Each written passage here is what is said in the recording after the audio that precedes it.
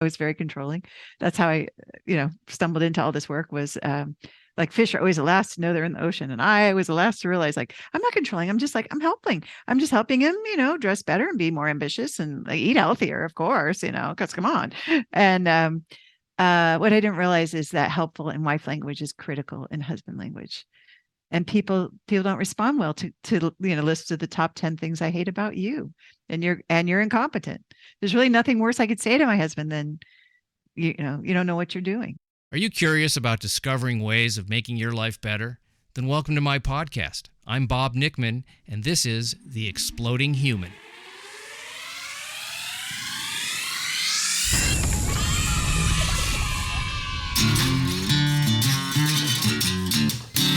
Listen in while I talk with all kinds of people in the fields of personal growth, health and healing, alternative therapies, psychology, spirituality, environment, and the future. I'm looking for those answers that make life better for everyone. You'll meet cutting-edge practitioners, doctors, artists, filmmakers, business people, and those who have overcome challenges. The brave, the curious, anyone who's out there helping us humans to explore, expand, and explode.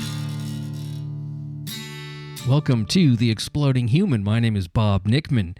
My guest today is relationship expert LAURA DOYLE, and we're going to be talking about marriage and her mission to end divorce. But first, I'd like to invite you to visit my website, theexplodinghuman.com. Over there, you can listen to episodes, read synopses, see photos of my guests, little bio on myself. And there is also a YouTube channel where you can listen, which is The Exploding Human with Bob Nickman. As I said, my guest today is LAURA DOYLE. She found herself many years ago in a marriage that was not working, and she was very close to getting divorced. So out of desperation, she went to a wide variety of women who were in successful marriages and asked them a lot of questions about what made their marriage work, which set her on a journey and a mission to end divorce and change her attitudes and her perceptions and her knowledge about her own marriage. And then she began to teach other people what she had learned, which was not what was being told to her in marriage counseling. She offers her own personal story as well as some of the stories of her clients. And I was happy to learn some of the specific techniques that she has learned and passed on to other people. There's a lot of very practical methods that she employs in helping women to navigate their marriages. It was a really fun discussion, and we had a lot of laughs doing it. And boy, this is such a great topic because everybody wants to have a great relationship, I think. I mean, I do. Please enjoy our talk. This is LAURA DOYLE. I'm so glad that you're here this morning, and we had a nice little pre-discussion about relationships. We had some laughs, and we're going to keep that going, I hope. And I'm sure we will. Yeah, and you've been dealing with... I guess I was reading in your one sheet that your goal is to have less divorce in the world and happier relationships. Not a bad goal at all. Yeah. And I think we all want that. Don't we want to have a great relationship? Don't we all want that? I think everybody wants to feel known and seen and heard and understood, for sure. I know I do. And lots of my students do. And I think the tragic thing is that we aren't really taught the skills that are going to contribute to that. There was no relationships 101 at my schools. I don't know if there was at yours, but I'm not sure where we're supposed to learn that. And, no, I think the only way people learn relationships is modeling what their parents did. Right. And they didn't have any training either. So I think it's just either we're fortunate enough to have parents with a healthy relationship, which probably almost no one has, and or just certainly generationally it doesn't quite translate. Yeah. And but if you're you do find that people that come from homes that have healthier relationships probably do a little better for the most part, unless they get some personal growth things going on for themselves. Yeah. I mean, I know for me, my parents are divorced, and when I got married, I do think I was doing exactly what I saw them do, and I was headed for the same results. So your point is well taken that that's the only model we usually get to see is our parents. And if they don't have a great relationship and they don't have those skills to pass on to us, it's sort of, I mean, it's to me, it's like anything else, right? If your parents know how to cook and they show you how to use a knife and a stove and or you're making an omelet or whatever, Yes. then you end up with that skill. And if they don't, and it's funny, like, I mean, I learned differential equations in high school and I don't use those very often at all. But I think everyone's going to have a relationship, right? So to me, it's like the most worthwhile thing you can possibly learn. And I think one of the things that was really frustrating as I went on my own little journey with relationships was finding out that so much of what's recommended by experts is actually terrible. It's terrible. Counterproductive. Counterproductive. Yeah. So, because there I was, just a few years into, I was madly in love with my husband when I married him. And then, but, a few years later, we were having a lot of Cold Wars where there was no talking for days and it was very tense, or we'd have just big blowups, usually a lot of them in the car for some reason. They were, I guess, because he couldn't get away. So we were having those fights in the car. And I remember thinking like, well, I know what to do. You have to go to marriage counseling. If you can't even have a conversation without having a fight, then definitely you have to drag him to marriage counseling. And this is my view on it at the time. Like, I'm going to take him to marriage counseling. The counselor's going to tell him everything he's doing wrong. And so he can fix it. And then I can finally be happy and have this beautiful marriage that I wanted. I really wanted that so bad. Sure. And so, of course, that didn't work, as you already know, right? I dragged him, and I remember we went to marriage counseling for over a year. We spent over $9,000, and then a long time ago, decades ago, and so it'd be more money now in today's dollars. And I remember I was on the counselor's gray couch when I realized he's never going to change, and I'm either going to spend the rest of my life in a loveless marriage, or I have to get divorced. And so it seemed like, the reasonable solution was to just go ahead and end my marriage and, try to find somebody better next time. So I decided I was going to get divorced. And there was just one problem, and that is that I was too embarrassed to get divorced. I felt like people had been to the wedding just not that many years before. So I thought, as a last ditch effort, I was a journalism major in college. So I thought, I'm going to interview women with happy marriages that have been married for what seemed like an eternity to me, which was 15 years. They're happy and they've been married at least that long. I'm going to ask them what their secrets are. And so I started doing that. And I remember they would say things that sounded crazy to me. I was like, what? That is like, and I had read all the marriage books and stuff, and they were saying things that were nothing like what I would read in the marriage books or I learned at counseling.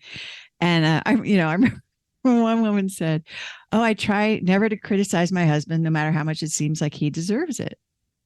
And I was like, have you got anything else? Like that, I'm not going to be able to do that. And that's, why would I even do that? So, but I had nothing to lose. I thought, I'm just going to experiment in my marriage with all the things that they're telling me. And if it worked, I kept it. If it didn't, I threw it out. So I did this whole trial and error thing for a while. And I remember it was not even that long that I'd been doing these things. And I walked through the door and my husband's face lit up. He was happy to see me again. I know. So I thought, this is working, because that had been gone. And so I thought, well, this is great. Now I know what to do, and we're going to stop having those fights. And I'm finally going to get the marriage that I want, the marriage I have now. But there was a problem, because a few days later, we're in the car and we had a big fight again, huge, horrible fight. I was saying things I knew I was going to regret. He was saying mean, terrible things right back. And I thought, this is awful, because I know what to do, but I couldn't get myself to do it. So I had this idea. I thought, well, if I'm going to get some of my girlfriends that are complaining about their marriages, I'm going to get them to do this with me. And I started this little support group in my living room. And it was interesting, because we started seeing miracles. Like I would say, hey, try this or do that.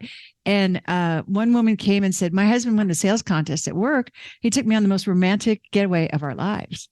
And another one said, well, this isn't going to seem like much to you guys, but we've been fighting for months about painting the family room. And he got up and painted the family room. He did it with a smile.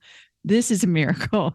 So we knew we were onto something. And one of them said, can you write down what we're doing for my cousin in Florida? And we were in California having our little meetings. And I said, sure, I'll do it. And I wrote it down, and that became my first book, which went on to be a New York Times bestseller. It was published in 19 languages in 30 countries. And I was on Dateline, and there were documentaries made about it. And when Dateline aired the investigative piece about it, it went to #1 on Amazon. And it started an accidental worldwide movement of women who practice the 6 intimacy skills that lead to playful, passionate marriages. I love that. What's the title of that book? I could tell you, Bob, but then I'd have to kill you. So, okay. Yeah. you don't want me to get it? Well, all right, I'll tell it to you. It's controversial. You'll see why I don't want to tell you. Oh, okay. But it is a wonderful book, actually. It's a misunderstood book, and I'll explain the title. So it's called The Surrendered Wife. The Surrendered Wife. Yeah. Right. Well, and I'm gonna advocate for surrender, not just with wives, but with all human beings. When they can't change something, it is good to surrender and accept the thing that is. Absolutely. So I'm not saying be boundaryless or any of that stuff. No, that's what you're talking about. You're saying surrender to what is. Don't be in denial of a reality that you can't change. Exactly. So like if you're stuck in traffic, right? You might wish the traffic would move, but you can't make it move. But you could decide like, well, I'm going to use this time to listen to a podcast or music I love or talk on the phone. That's surrendering, right? And a surrendered wife just knows she can't tell her husband what to do. She can't tell him how to drive or what to wear or what to do at work. But she can focus on her own happiness. And that in turn improves the intimacy. So anyway, I wrote down what I learned at that time. So this was over 20 years ago now. And that, So, and then what I did, through the years, I keep continually trying to refine the steps so that I can better communicate what I've learned. Right. So now, at that time, I was a pretty new student of the 6 intimacy skills myself. So now my newest book is The Empowered Wife, that really spells out the 6 intimacy skills very thoroughly. We just did an updated and expanded version because about a decade ago, I also started a coaching organization where I have about 150 coaches who are experts on these skills, and they help empower women to use them in their marriages.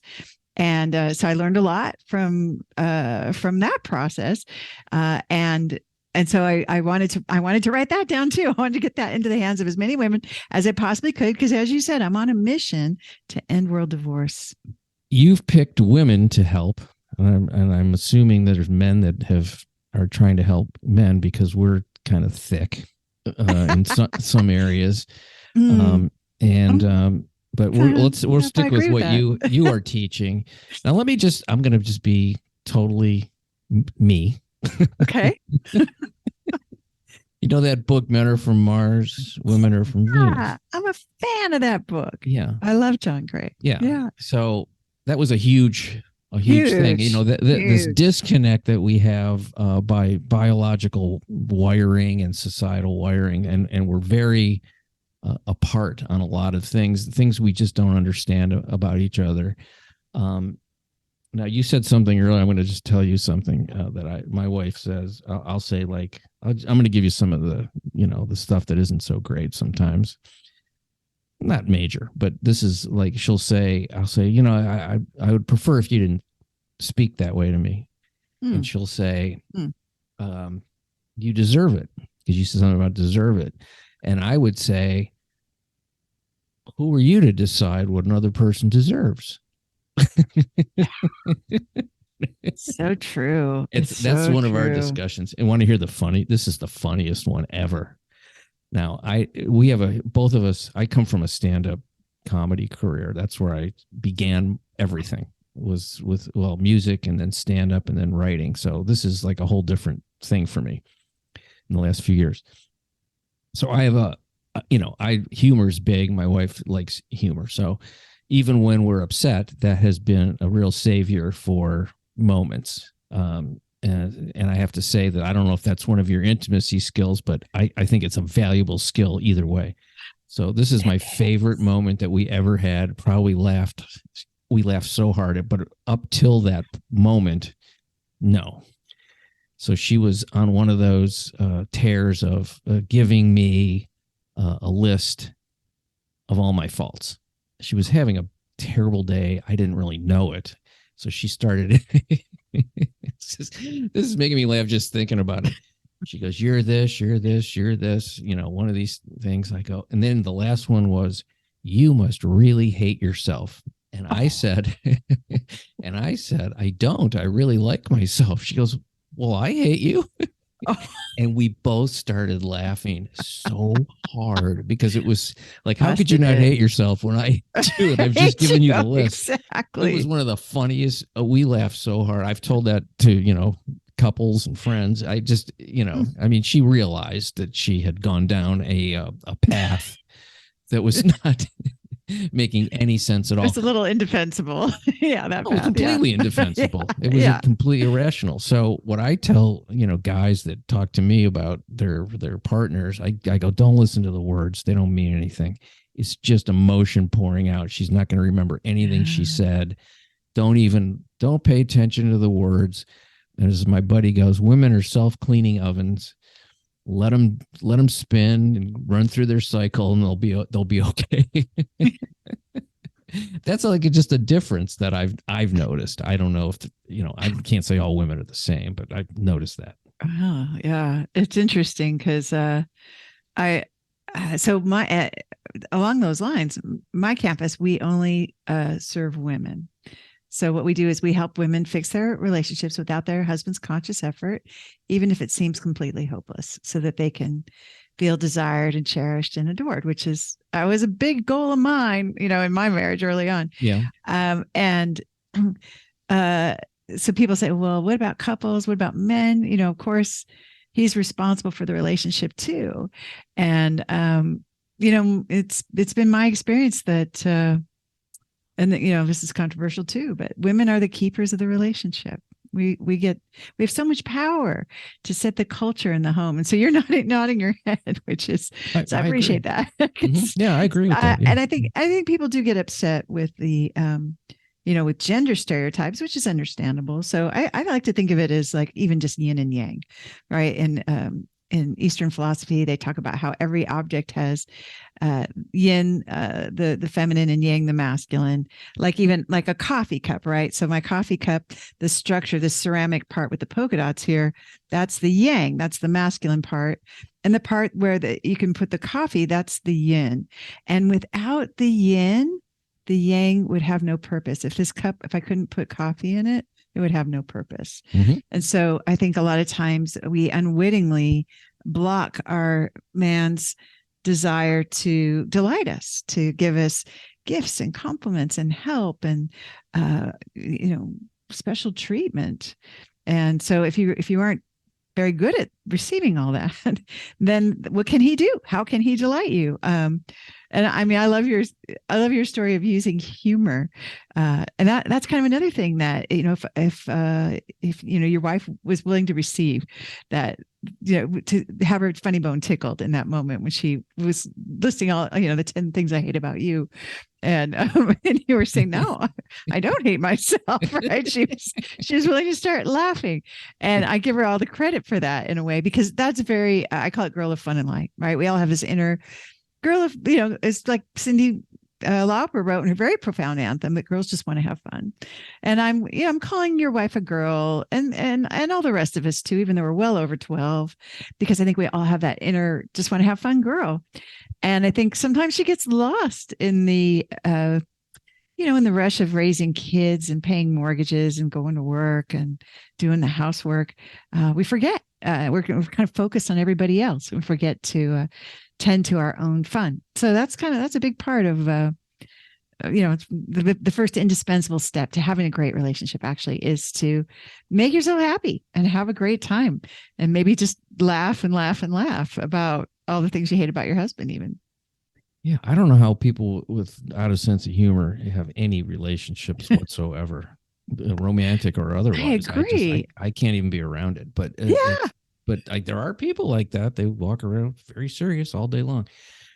Good luck. Yeah. So let's go through the 6 steps there Sure, that you were sure. talking about. Can we do that? Yeah, we can absolutely. So we just kind of we'll only I'll only be able to kind of touch on all of them. Yeah. It's funny, please. like I always think my husband says, yeah, the word water doesn't quench your thirst.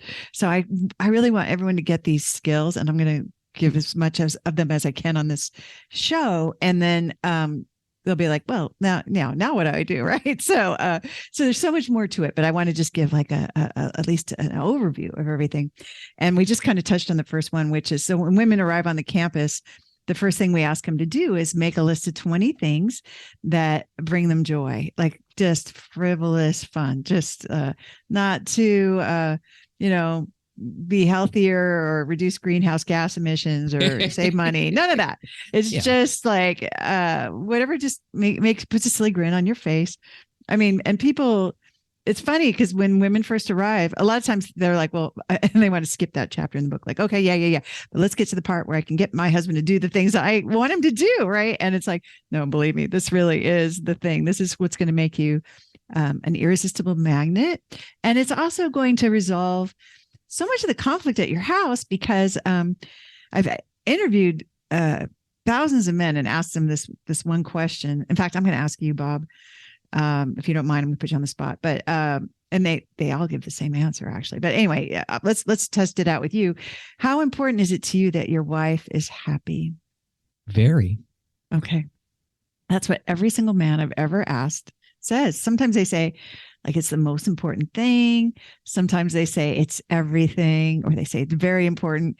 In the UK, they say it's imperative, right? So it's all over the world. This is the thing. Mm-hmm. And so when I was unhappy in my marriage, I had this delusion that, like, well, if he sees how miserable I am, that's going to motivate him to shape up and be better somehow, right? That never worked.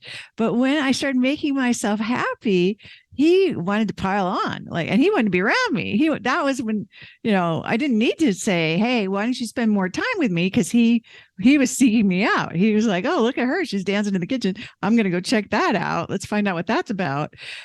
So it just makes a huge difference to make yourself happy. And I had a student actually who decided she was going to use the 6 intimacy skills to try to fix her marriage. She thought it was pretty hopeless because her husband was never around, was lying to her and flirting with some female coworkers, and they had 5 kids. And he said, God, I wish we just never even had any kids.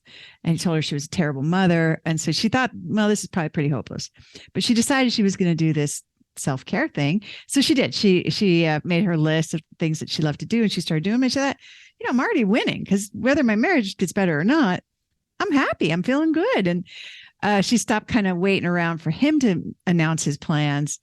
She'd been feeling like a statue, right, when that was happening. So anyway, so she's making herself happy, and she's listening to this podcast she loves, and she's folding the laundry. And her husband comes over to her, and he's like trying to have a conversation with her. And she's like a little annoyed. She's like, I'm listening to my podcast, right? She's like, but then she thought, no, I've always wanted him to do this. And now it's finally happening. Like, he's seeking out my company. And then she overheard him talking to their oldest son.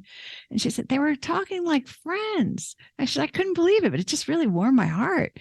And then she heard him talking that way with all the kids. And she realized, like, no, something really is happening in this marriage. And she'd been unhappy for like 19 of their 20 years together. So she was amazed that, like, and that was just that one skill, right? Of the, kind of like one piece of the 6 intimacy skills. Mm-hmm. So she got a big transformation out of just doing that. Yeah. My wife does that. She's figured that one out. Don't wait around for me to do this thing that you're not even saying out loud that you're just wanting me to do. That's right. she buys herself flowers because she has better taste than me. She loves flowers. I can't predict when she's going to want them or what colors.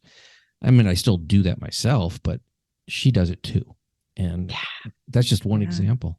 Just one example. Yeah. Love that. Love that. Yeah. Yeah. I mean, it's I'm sure there's also this nice exchange that happens when I know, like for me, like when my husband gets me something, right? So there's getting stuff for myself, and then there's my husband getting something for me. And a lot of times my husband gives me things and it's not what I would have bought for myself exactly, right? And this is like I've I'll have a live event and I'll say like, okay, who got a present from their husband? And they thought, oh my God, why did he get me this? And like every hand goes up, right? Like everyone's like, oh, that happened to me. And it's interesting because there's something else that you can receive in that situation for me. Like, and I remember one woman was like, yeah, you got me a pocket knife. Like, why would you get me a pocket knife? That's ridiculous, And then we talked a little bit about like I call it the feminine art of receiving graciously, right? Which is part of what makes you an irresistible magnet. When you're receptive, that's the essence of femininity. That's what men are fundamentally attracted to. And so we're talking about, being able to receive like his thoughtfulness and his desire to, it might have a practical purpose, right? So something he wants to do to lighten your load or to delight you in some way. And at the end of it, she raised her hand again. She goes, I did end up using that pocket knife, and it ended up being something I did really love, right? So it can expand your horizons. This is part of what being in a relationship does, right? If you want the perfect gift, you can go down to the mall and buy it for yourself, or you go on Amazon and order it. But that's not the same as receiving something that's meant for your enjoyment. Yeah, I think it's important to look at intent rather than content necessarily, because if the intent is to make you feel better, good, to show affection and thoughtfulness and caring, who cares what the item is? Doesn't matter. That's right. I mean, it'd be nice if it was both, but Yeah. And a lot of times, sometimes it will be, but it's interesting because I know for me, like I was a terrible receiver early on. Like he'd buy me flowers and I would say, oh, these die in a couple of days. I think we can't really afford this, waste of money, and so he stopped. He buys them now for me again. Mm-hmm. So I got that back, but I really taught him like, I don't, I'm not worth it. Don't get me flowers. And that was just one example of we'd wake up in the morning and go, oh, you're so beautiful. And go, no, don't look at me. I bet hair or whatever. I couldn't receive the compliments. Or even, I love it now. Like my husband kills all the scary spiders and he carries the heavy stuff, for me. And he seems to delight in doing that for me. And, but I had a hard time receiving that early on because I thought that I needed to pull my own weight. And Connie Schultz, I love, she has a quote. She's like, before I'd let my husband make me a cup of coffee, I had to make sure that it wouldn't cost me the right to vote and own property, right? I wanted to make sure I'd still have all that. So I think sometimes we're not the best receivers. When I have given gifts or done something and it's not received in a way that I, want it to be, I feel diminished in some way, like almost emasculated. And that's a little bit strong of a word, but it's in this situation, but it's, you just want the person to go, oh, this is great. Thank you. It's just really, thank you for thinking about me. Thank you for thinking of me. Thank you for being so generous. So I love hearing that you feel diminished or even emasculated, because that's I think that's something I had no concept of early on in my marriage, and I'm sad when I think about that younger version of myself. Like here one time, there's an embarrassing story. My husband took us on a romantic getaway to Hawaii, and I was so excited on the first day because we're going to go to the beach. And I cannot wait to go to the beach. And, but instead of saying what I wanted, of course, I said, what do you want to do today? And he said, well, how about if we go see a volcano? And I was like, volcano. All right. But I didn't want to have a conflict. I wanted it to be close. So I said, all right, well, I'll just suck it up. I'll go see your volcano. I'm saying this to myself, right? And maybe, we'll go to the beach some other time, tomorrow or whatever. And so we get in the car and we're driving towards the volcano. I knew there's no volcano for a long time. It's just like little molten rocks on the side of the road. And so I started to think, like I could have been at the beach right now. This kind of sucks. And he realized, he's like, is everything okay? I saw a volcano, all right. Not the kind that, yeah, it was me. I was the volcano. And do you know, even after I behaved so badly, like poor guy, all he knows is like, I took her on a trip to Hawaii. It's the last thing I remember, officer, right? And anyway, after that, he took me to the beach. We never got to see the volcano because it turns out he just wanted me to be happy. And I couldn't enjoy the beach because I had a horrible emotional hangover from raging like that. And I knew that bad behavior. Talk about expectations, right? So, but I feel sad for that younger version of myself who just had no concept of how to express her desires. And if you can't say what you want, you're never going to get what you want. Mind reading is a big issue with people. It's a big problem. And I don't know if women, I was actually talking to this friend of, she was a friend of my wife's, I guess. I don't know. They're an acquaintance.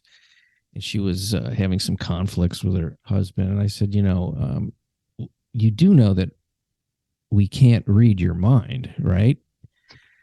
And for some reason, women think, and I was just saying this to her because I could tell she was like this, that you think that because we can't read your mind, we don't love you as much as we could. Mm-hmm. And I go, but you realize that we can't read your mind. She goes, well, like you should be able to. And yes, that's not true.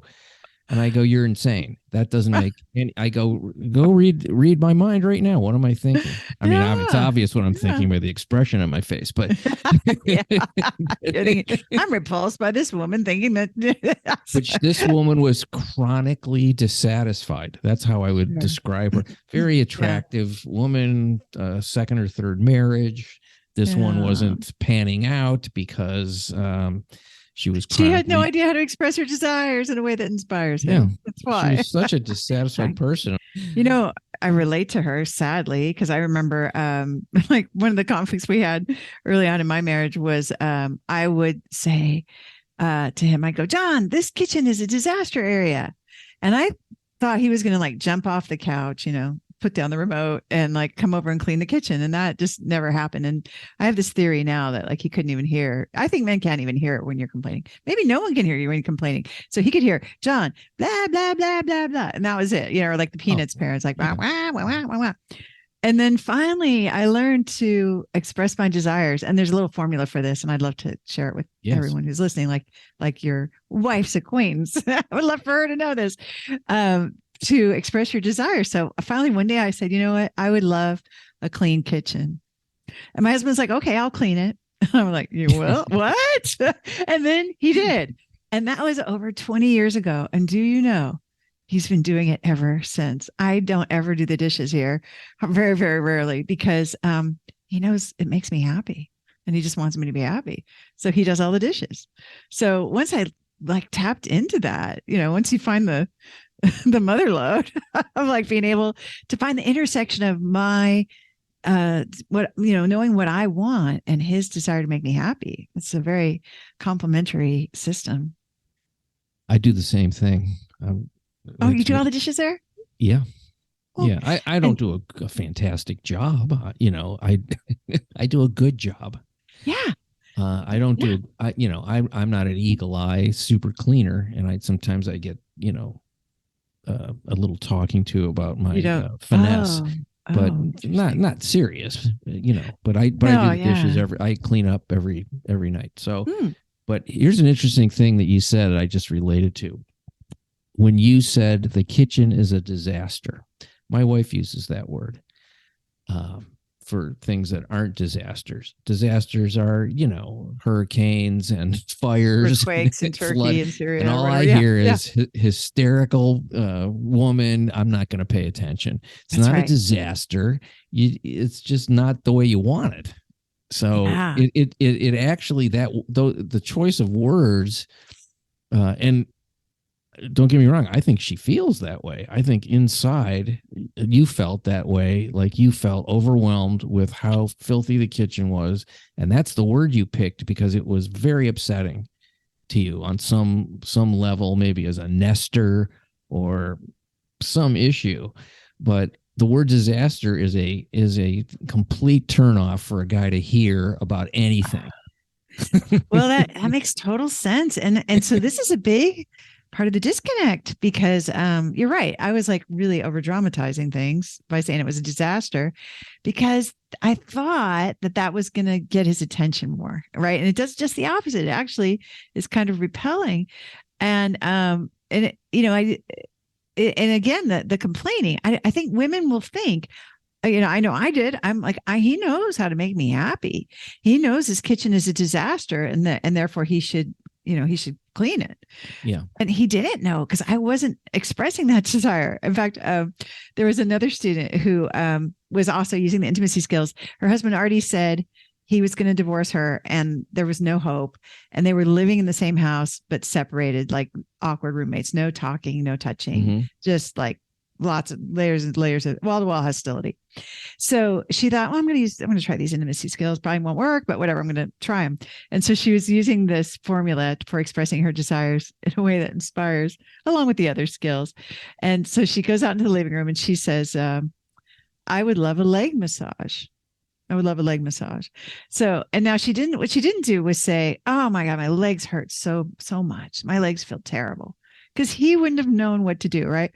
So she just said, I would love a leg massage. And he goes, would you like it now? And like her heart starts racing. She's like, oh my God, he's going to give me a leg massage. Like he goes, okay, sit over in this chair. And he gave her a leg massage. I mean, they weren't even talking, much less touching. And this was like the beginning of them reconciling. In fact, shortly after that, he cleared off their whole patio and built a fire pit. And so they could sit outside and hold hands by the fire in the evenings. So she's just blown away by how romantic he became as she learned to express those desires in a way that inspires. It was like this beginning of this reconciliation. My wife has an older friend who's in her 80s, and she was complaining about something, how she spent 30 minutes explaining to me, and I still didn't get it.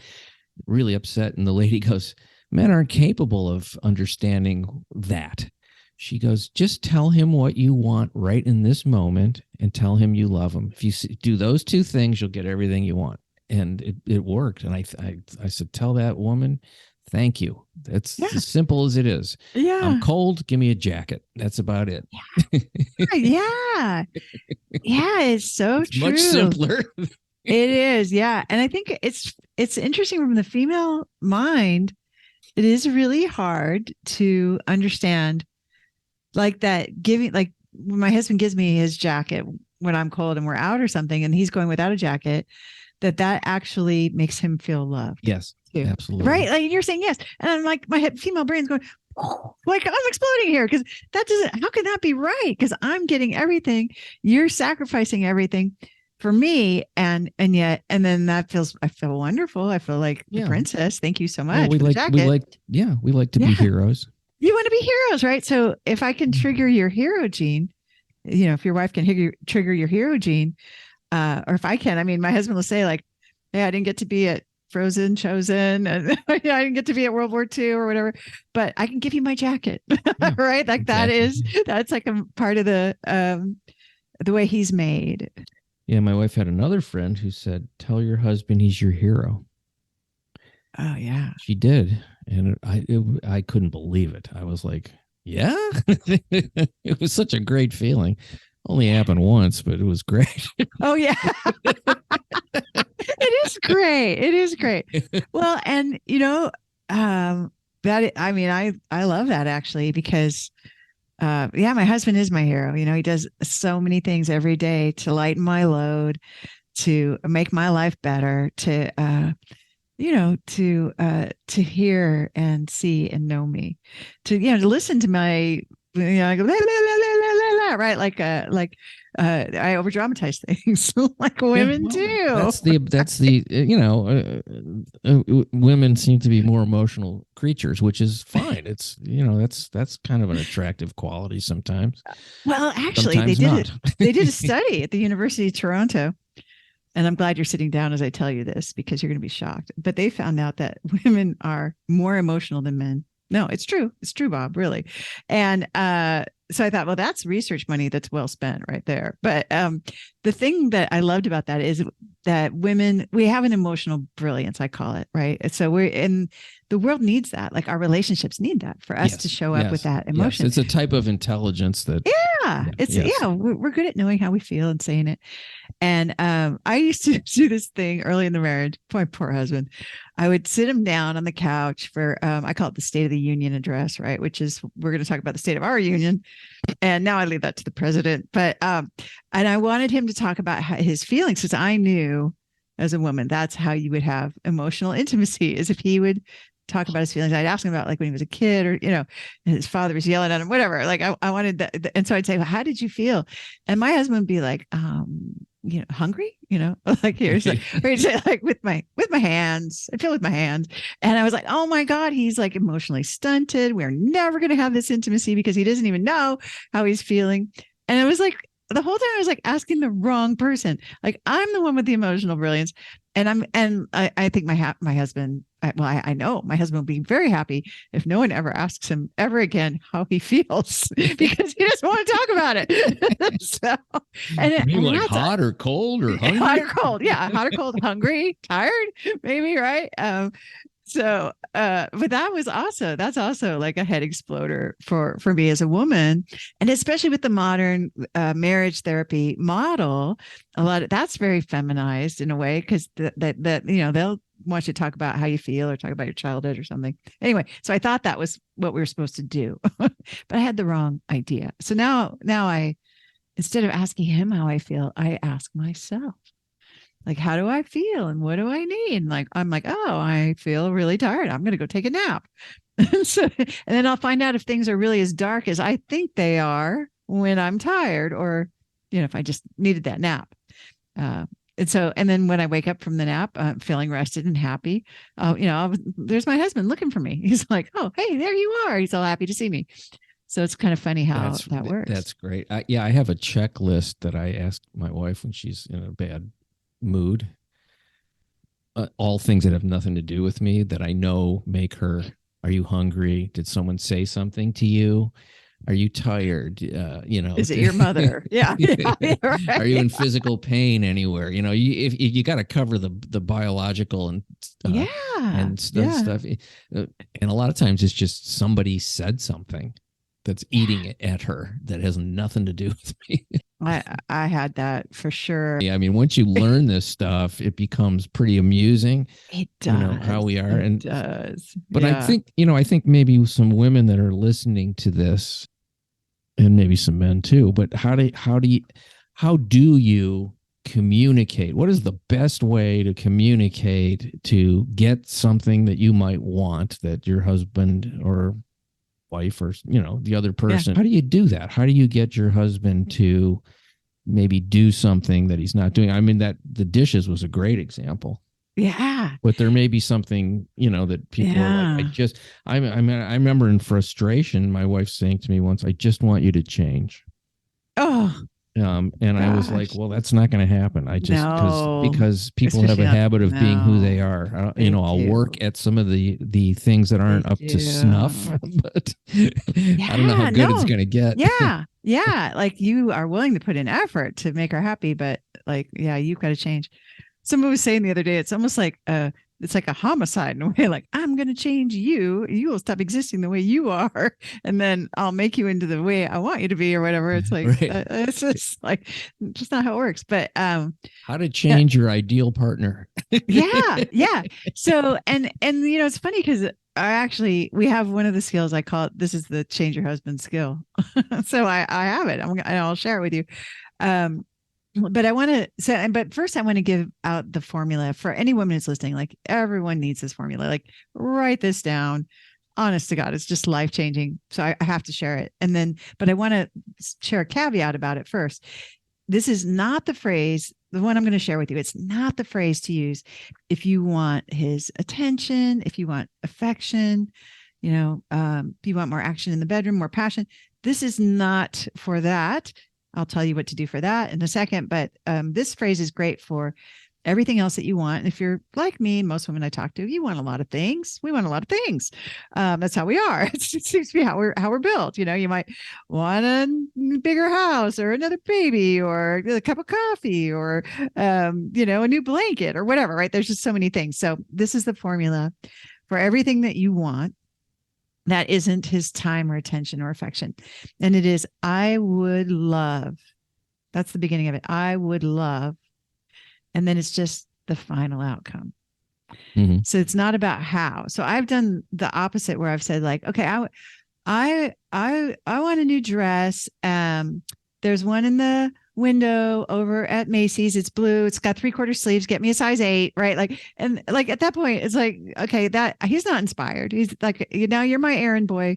Go get it for me, right? But, or I had a student once say, I want him to make more money, and money's not like an end final outcome yet. Right. So I said, dug in. I'm like, well, what would you have that you don't have now if he made more money? And she's like, well, I could buy myself things, and things is still kind of vague. Right. So I'm like, well, what kinds of things would you buy? And she's like, well, I need new boots.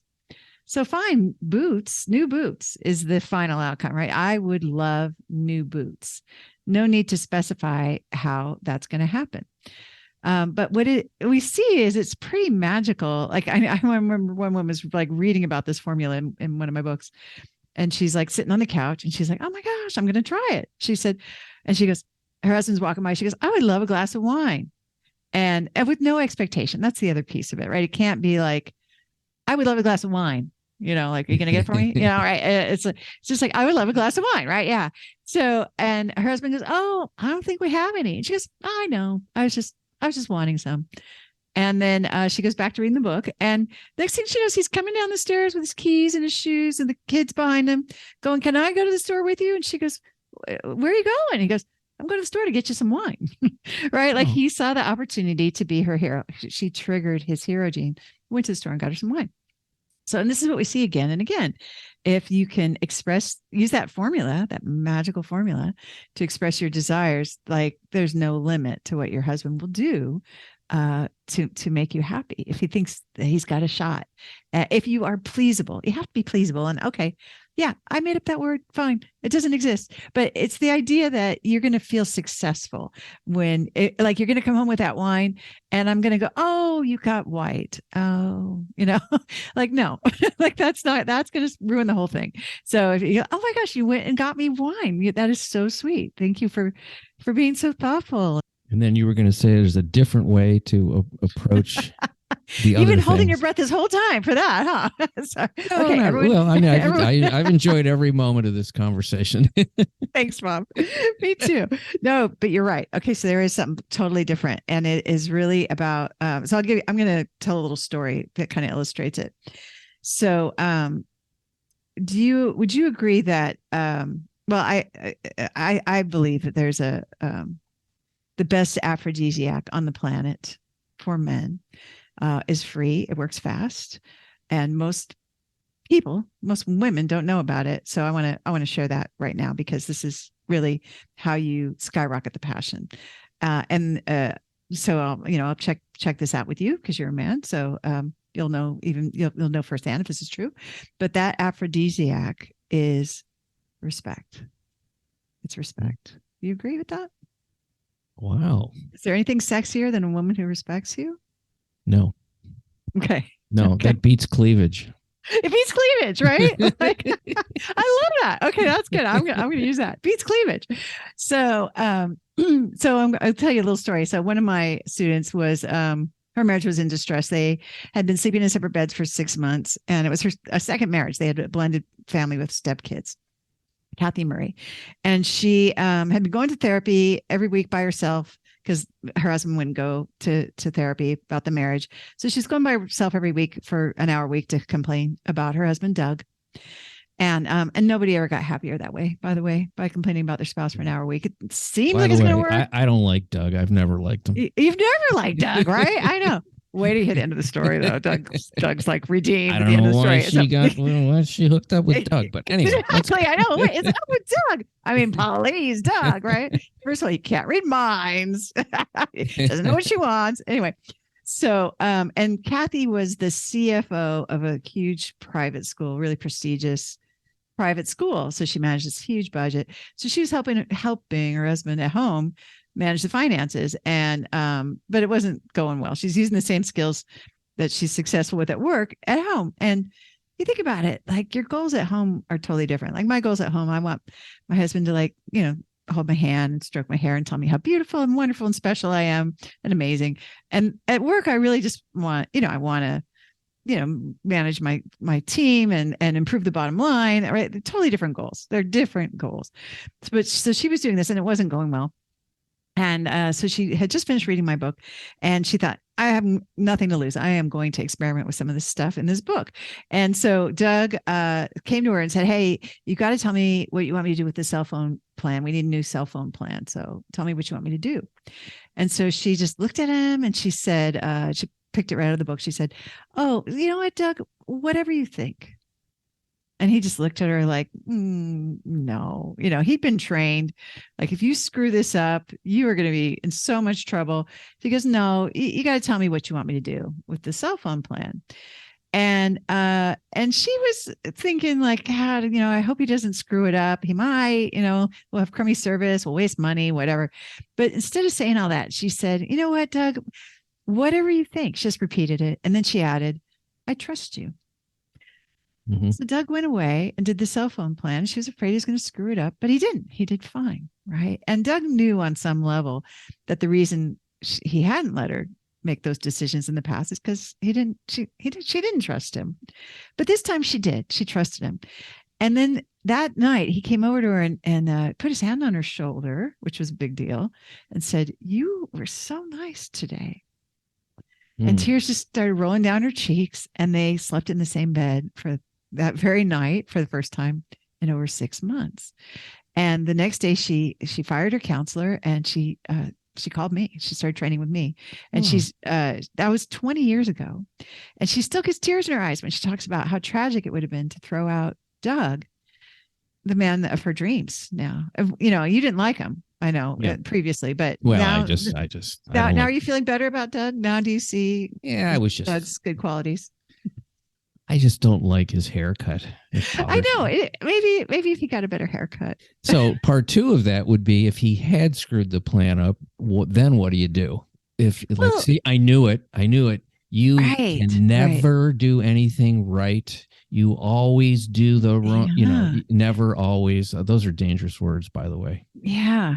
This is for me the part where the relationship is the dojo, right? The relationship is the place where I'm confronted with myself because people tend to live up to my expectations. My husband really rises to my expectations. Oh, that's great. And so if I show up with my faith in him and, just keep in mind, like I married him because he was like the smartest guy I'd ever met. Right. And most talented and just, handsome and all that too. Capable, but capable guy. Right. And when I show up with that, that's what I get. It's crazy. And when I show up thinking, he's probably going to screw this up, one of her talking to my husband who said he was making smoothies for his wife and her friend. And so he had him in the blender and there was, little something he had to dislodge with the wooden spoon. And she goes, watch this. He always makes splinters in the smoothies. And he's like thinking like, no, I don't. And he's trying to dislodge the banana. And sure enough, there goes the wooden spoon and there's splinters in the smoothie. He's like, I swear she made me do it, which is not true. Right. But it's interesting, right? That we tend to get what we focus on. What you focus on increases. So let's say he screwed up the cell phone plan. Back to your point. I know for me as a wife, I have a choice, right? I can make a big deal about the cell phone plan. And I've done that. I get I get focused on these things, or the taxes. Are we going to get that write off or whatever? And or I can choose my faith, and kind of look at the bigger picture too. Like, one of the things I used to do, sadly, I was very controlling. That's how I, stumbled into all this work was, like fish are always the last to know they're in the ocean. And I was the last to realize, like, I'm not controlling. I'm just like, I'm helping. I'm just helping him, dress better and be more ambitious and like, eat healthier, of course, because come on. Right. And what I didn't realize is that helpful in wife language is critical in husband language. Yes, and people don't respond well to lists of the top 10 things I hate about you, saying I hate you and you're incompetent. There's really nothing worse I could say to my husband than you don't know what you're doing. You're incompetent. You're not capable. And blame.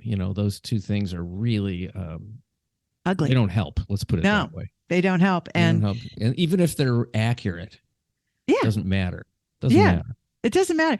And when you say accurate, it's kind of funny. Like people are the truth is kind of squishy and nobody's all black or white. I mean, there's so many examples, right? Of like, well, this person's terrible. Well, except they have this quality, right? And then it's like, you can focus on that glass being half full or half empty. Or so, like Doug, really, he was awful, but it turned out it was really just his haircut.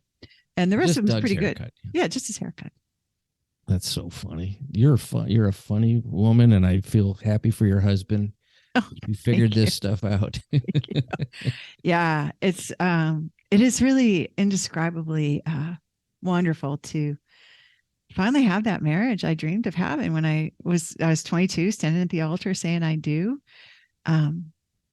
Yeah, I did it. Like it feels like the biggest accomplishment. And we give out like Academy Awards, right? Or we give out, I don't know, NASCAR trophies and things like that. But what about, for me, like a woman who finds her faith and trust in her husband and fixes her family, like stays married and doesn't just stay married, but makes her marriage wonderful. Yeah, even though maybe other people told her to get divorced, you should just leave him. Like, I had counselors tell me that. And I just feel like, there should be wife awards or something. Now that I've helped thousands of women fix their marriages, I see how much courage it takes, how much commitment, something I really admire. And let's talk about something else here, because when you think about, when you were mentioning this, because we want our partners to be a certain way. Everyone wants a certain set of things. And you were talking about controlling and things, and those things are based on two things. One is a bit of selfishness, but even more so fear. The fear that it's never going to happen and I'm not going to get what I want. That is exactly right. And if as individuals we can look at, what am I most afraid of if this doesn't happen? Well, if he doesn't bring me flowers, then I'm not lovable. And I made a mistake. I'm going to die alone. Yeah. I'm going to take it all the way. That's right. I'm going to die alone and broke, maybe. Yeah. Let's just broken alone, the worst. Broken alone. It's over. And then I wonder, like, well, how many people do I know that have really died that way? Not that many. And I don't share about this very often, but my mother died alone in her home. She was divorced from my father. And my stepmother of like 30 years now. I have a wonderful stepmother. Susie is still vibrant and alive, and they ride their bikes together every day and they garden. They're retired, yeah. And she hosts Thanksgiving. She has massive Thanksgiving. She's a wonderful cook. She just loves to cook for all of us. So she gets to be this, and I consider it like a kind of a prestigious position in a way in the family. Like she's the mom. She's the the matriarch, I guess, right? Mm-hmm. And sometimes I think about that. Like my mom threw him out. And I think she didn't have skills. Like she didn't know how to express her desires, right? She didn't know how to be respectful. She didn't know how to have positive expectations instead of negative ones, or how to stop being too helpful. And it was heartbreaking for the four of us kids, of course, but for the adults too. Both of my parents, I just walking wounded for years. And so maybe it's no accident that I'm on a mission to end world divorce, coming from that background. But I see a contrast. I see where Susie is able to enjoy these things that my father wants to provide for her. She quit working, and my father supported her. She was a nurse, really smart, charge nurse. But she quit her job one day, and my dad was like, "All right, I'll be your hero. I will support you. I'll take care of you." And I just think of all the things that my mother could have had, and she instead, no, she died alone in her house. She did. For me, I was at that crossroads where I was going to maybe throw out this wonderful man I'm married to, and then try to find another wonderful man, and then end up in the same spot, because wherever I go, there I am. And I had some bad habits. I had some poor training. So for me, it's just nothing better than knowing how to love and be loved in return. It's a wonderful thing. I have to say, with all the sort of challenges that it takes to live with another person, my wife is my best friend in the world. And it is just such a wonderful thing to have a partnership like that, and to go through life, to even if it's just to check in for 2 minutes a day, if we're both busy or something, just to know that it's like, as a friend of mine, he calls his wife True North, because she's true north for me. And I thought that was a really wonderful thing to say. It is. Yeah. And that's, that's worth a lot. When you strip away all the other artifices of what it's like to be a human being, how the person looks, even what their personality is, sex, money, all those things, you strip them all away. What is the essence of that other human being that connects the two people in a way that is lasting? I think it's lasting even beyond somebody passing away. I think it's even, I don't want to find that out, but one of us will. Right. Yeah. And I think I love this, Bob, because what I hear you saying is like, it really is all it's cracked up to be. And, I'm not an easy person to live with, just so you know. I hope I haven't portrayed myself as anything other than flawed. If people want to contact you, I know you have these, I guess it's a workshop, or what do you call it? You call it something? I do. I have all kinds of things, but here's something that's really fun that we have going on, easy and fast and free, which is you could go to my website, which is LauraDoyle.org. And you can download the Adored Wife Roadmap. And it's going to give you an overview of the 6 intimacy skills that we just talked about. And it also covers like the 3 top mistakes that women make when they're trying to get his attention, his time, his affection. And you can also listen to my podcast, the Empowered Wife Podcast, for free, of course, on, Apple Podcasts and Spotify and everywhere podcasts are. What's interesting about what you're talking about, there is some traditional kinds of almost throwback